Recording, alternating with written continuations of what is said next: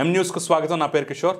తూర్పుగోదావరి జిల్లా రాజానగరం నియోజకవర్గం సీతానగరం మండలం శంగవరం గ్రామంలో ప్రపంచవ్యాప్తంగా కరోనా వ్యాప్తి చెందుతున్న తరుణంలో కేంద్ర రాష్ట్ర ప్రభుత్వాలు లాక్డౌన్ ప్రకటించాయి.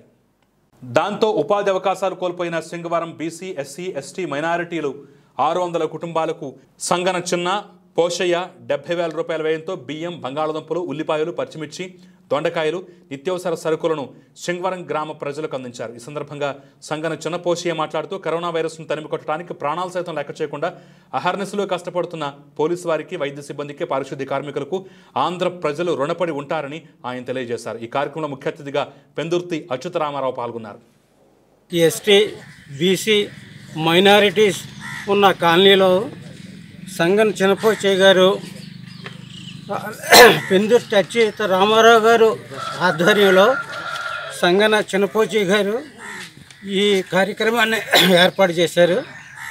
దానికి 5 కేజీలు బియ్యం, కూరగాయలు 1 కేజీ, దొండకాయ, ఉల్లిపాయలు, వంకాయలు. తూర్పుగోదావరి జిల్లా సీతానగరం మండలం శంగవరం గ్రామంలో ఇక్కడ బాగా పేద ప్రజలు ఎక్కువ ఉన్నారు.